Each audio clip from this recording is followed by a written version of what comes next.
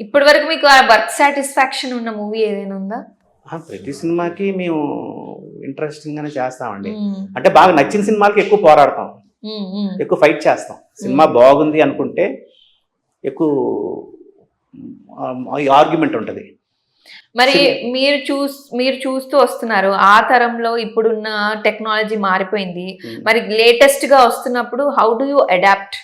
కొత్త దానికి ఎలా మీరు అడాప్ట్ చేసుకుంటారు? మీరు కూడా నేర్చుకోవడానికి ఇష్టపడతారా?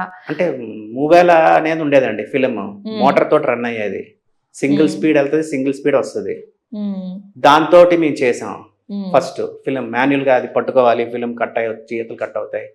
మాన్యువల్ గా చేసింది చాలా డిఫికల్ట్ అనమాట. అది వర్క్, సౌండ్ ఎక్కువ వస్తుంటది, నాయిస్ ఎక్కువ ఉంటుంది, చిన్న స్క్రీన్ ఉండేది. దాని నుంచి కొంచెం అప్గ్రేడేషన్ వర్షన్ స్టీన్ బ్యాక్ అని వచ్చింది. స్మూత్ గా రన్ అవుతుంది, 4 times స్పీడ్ వెళ్తుంది, 4 times ఇది వస్తుంది. 2 tracks ఉండేవి. అది ఫిలిం అది కొంచెం ఈజీ అయింది వర్క్. ఇప్పుడు యావిడ్ వచ్చి ఇంకొంచెం ఈజీ అయింది, కంప్యూటర్స్ వచ్చి ఇంకొంచెం ఈజీ అయింది. మాన్యువల్ చేయడం టఫ్ అండి జాబ్, అది చాలా కష్టం. ఒక కరెక్షన్స్ చెయ్యాలన్నా సరే, ఒక చిన్న ఫ్రేమ్ మళ్ళీ ఎక్స్టెన్షన్ చేయాలన్నా మళ్ళీ మేము ప్రింట్కి ఇచ్చుకోవాలి, ఆ షాట్ రావాలి, ఆ మొక్కని మళ్ళీ మేము జాయిన్ చేయించాలని టైం పట్టే ప్రాసెస్. ఇప్పుడు ఈజీ అయింది. అది మీరు దానికి తగ్గట్టు అడాప్ట్ చేసుకుంటూ వస్తారు. మాకు సురేష్ ప్రొడక్షన్స్ లో స్టీమ్ బ్యాక్ వాళ్ళే ఫస్ట్ తెప్పించారు. యావిడ్ కూడా ఫస్ట్ వాళ్ళు తీసుకొచ్చి మమ్మల్ని నేర్చుకోమని చెప్పారు. సురేష్ బాబు వాళ్ళు టెక్నాలజీ ఏదొచ్చినా ఫస్ట్ వీళ్ళు కొంటారు, కొని మాకు నేర్పించేవారు. స్టీమ్ బ్యాక్ అయిపోయిన తర్వాత ఫిల్మ్ పోతుంది, ఇంకా యావిడ్ వచ్చేస్తుంది, మీరు నేర్చుకోండి అని అన్నారు. మాకు ఆయన దగ్గర నుండి ఒక మనిషిని పెట్టి నేర్పించారు ఆయన. అలా ఆ పరంగా ఎప్పటికప్పుడు మీరు అడాప్ట్ చేస్తూ ఉంటాం. సరే, అలాగే మీరు వేరే లాంగ్వేజెస్ మూవీస్ చూస్తూ ఉంటారా? చూస్తామండి. మరి అప్పుడు ఈ బాలీవుడ్ గానీ మలయాళం మూవీస్ ఎక్కువ చాలా మంది ఇష్టపడుతూ ఉంటారు. అక్కడ నుంచి కూడా ఏమైనా ఇన్స్పిరేషన్ తీసుకుంటూ ఉంటారు ఎడిటింగ్ లో? ఇన్స్పిరేషన్ అని కాదండి, వాళ్ళు కొంచెం బాలీవుడ్ ఫిల్మ్స్ అన్ని కొంచెం నీట్ గా, అంటే నీట్ గానే వాళ్ళు అటు ఇటు కట్ చేస్తారు, చూస్తూ నేర్చుకుంటాం అంతే. బాగుంది బాగాలేదని డిస్కషన్ పెట్టుకుంటాం. ఇప్పుడు రీమేక్ సినిమాలు చాలా చేసాం మేము. ఇప్పుడు శంకర్ దాదా ఎంబీబీఎస్ కానీ, లగరహం ఉన్నాబా, ఇవన్నీ చేసాం కదా. వేరే వేరే లాంగ్వేజ్ లో కూడా రిలీజ్ అవుతాయి. అవి చేయడం కొంచెం టఫ్ గా ఫీల్ అవుతాం.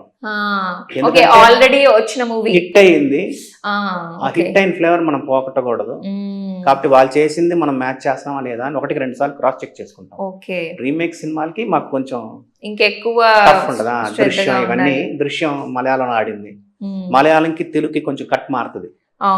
మలయాళంలో స్లోగా ఉంటది, తెలుగు కొంచెం స్పీడ్ గా ఉంటది. కట్ అది చెప్పాం మేము, తెలుగు ఆడిటోరియం కొంచెం ఇలా ఉండాలండి అని చెప్పాం. డైరెక్టర్ దానికి ఒప్పుకున్నారు. సురేష్ బాబు ముందే మేము చెప్పాం, సార్ కొంచెం క్లోజ్ షాట్లన్నీ వేస్తామండి, ఇలా అలా కట్ మారుతుందండి. ఇప్పుడు మన ఏమై చేసే మూవీ తీసుకుంటే సార్, తెలుగులో ఒక క్లైమాక్స్ ఉంటుంది, తమిళ్లో ఇంకో క్లైమాక్స్ ఉంటుంది. వాళ్ళు అక్కడ కలవరు, ఇక్కడ కలుస్తారు. సో అలాంటప్పుడు కూడా డిఫరెంట్ వర్క్ స్టైల్ ఉంటుందా ఎడిటర్స్ కి? ఉంటదండి, వర్క్ స్టైల్ ఏమి ఉండదండి. 2 క్లైమాక్స్ పెట్టుకుంటాం, పెట్టుకొని మారుస్తాం, ఇదా అదా, అది పెట్టాలా ఇది పెట్టాలా అని. ఇప్పుడు లీడర్ కూడా 2 క్లైమాక్స్ తీశారు. ఒకటి సాంగ్ తోటి super hit movie sir, super hit అయింది. సాంగ్ తోటి ఎండిపోతే ఒక సాంగ్ దాని ఎక్స్టెన్షన్ కూడా పెట్టాం మళ్ళీ మేము. లేదు సార్ మరి అబ్రెట్ గా ఎండ్ అయింది అని ఫీల్ అవుతారేమో, జాయ్ ఉండదేమో ఆడిటోరియం అని చెప్పి 2 క్లైమాక్స్ అలాగా ఆయన తీశారు. రకరకాలుగా ఉంటాయండి. మార్తాండ్కే వెంకటేష్ గారికి అసలు ఎడిటింగ్ అంటే ఏంటి? ఇది లైఫ్ అనొచ్చా, లేకపోతే what you think about your editing? అంటే నాకు ఫుడ్ ఇచ్చిన ప్రొఫెషన్, నాకు నేర్చుకున్నది, నాకైతే బాగానే జరిగింది ఎడిటింగ్ లో. నాకైతే ఫుల్లీ సాటిస్ఫైడ్ ఎడిటింగ్. అంటే మేము ఇన్ని సినిమాలు చేస్తానని నేను అనుకోలేదు. వచ్చేటప్పుడు ఒక 50 సినిమాలు 100 సినిమాలు చేస్తే గొప్ప అనుకున్నాం. అలాంటిది ఒక 500 ఫిల్మ్స్ రీచ్ అవుతున్నాం అంటే అది ఎక్కడో రాసి పెట్టుండాలి, అది జరుగుతుంది. మీ కింద వర్క్ చేసే వాళ్ళు పెద్ద పెద్ద డైరెక్టర్లు గానీ అలా అయ్యారా? ఎడిటర్స్ గానీ చాలా మంది అయ్యారు. వాళ్ళు అలా చూస్తుంటే ఎలా ఉంటది మీకు? అలా ఏం కాదండి, వాళ్ళు అయ్యారు అంటే ఎడిటర్స్ అవుతారండి, అవకంటూ ఉంటారు కదా. ఎవరైనా ఏదైనా మంచి ఇన్సిడెంట్ ఏమైనా షేర్ చేసుకోగలుగుతారా మాతోని? మీ కింద పనిచేసిన వాళ్ళు? కింద పనిచేసిన వాళ్ళు అంటే అలాగనే కాదండి. ఇప్పుడు ఫస్ట్ ఇండస్ట్రీలో బ్యాడ్ ఏంటంటే, ఒక సక్సెస్ వచ్చిన వెంటనే ఇంకా మనకి తిరుగులేదు అనుకుంటారు, లగ్జరీ లైఫ్కి వెళ్ళిపోతారు. అది మాకు చెప్తే మేము తిడుతూ ఉంటాను నేను. జాతర బాబు ఇల్లు లేదు కొనుక్కోని తర్వాత ఎవరు మనల్ని పలకరించరు కూడా ఇక్కడ అని చెప్తూ ఉంటాం, రియాలిటీకి చెప్తూ ఉంటాం. పాజిటివ్ గా తీసుకుంటే తీసుకుంటారు, లేకపోతే లేదు. ఆ, అలాగే సార్ మీరు ఇప్పుడు ఎడిట్ చేసిన డైరెక్షన్ కి ఒక విజన్ ఉంటుంది, మీకు ఒక విజన్ ఉంటుంది. మరి అదంతా కూర్చొని మీరు మాట్లాడుకుంటారా, డిస్కషన్ అవుతూ ఉంటుందా మీకు? ఆ, ఉంటానండి. మీకు డిస్కషన్ చేసినప్పుడు ఏమైనా తేడా వచ్చినా చెప్పినా చెప్తా వాళ్ళు వింటారండి. వినకపోతే మరి అప్పుడు? అంటే లేదండి, చెప్పి చూస్తామండి వాళ్ళకి. వాళ్ళు వినలేదంటే ఇంకా వాళ్ళు కావాలని చెప్పి వదిలేస్తాం. మేము చెప్పడం అయితే చెప్తాం. సినిమా అది కూడా ఎలాగంటే, సినిమా బాగుంది, ఈ సినిమా ఆడుతుంది అన్నప్పుడు అది స్పాయిల్ అవుతుందంటే అడ్డుపడతామండి మేము గట్టిగా. గొడవలకు కూడా వెళ్తాం. గొడవ అంటే అదే డిస్కషన్, దానికోసం స్ట్రాంగ్ గా మీరు- డిస్కషన్. yeah.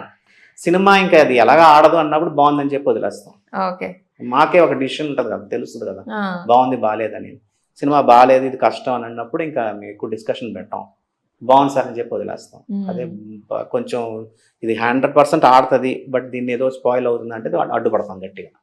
అప్పుడు వాళ్ళు అది ఎంతైనా తీసుకుంటారు. End of the day output తీసుకుంటారు. మంచిగా రావాలి, ప్రేక్షకులకి నచ్చాలి, తీసుకుంటాం. అంతే కదా సార్? పాజిటివ్ గా తీసుకుంటాం.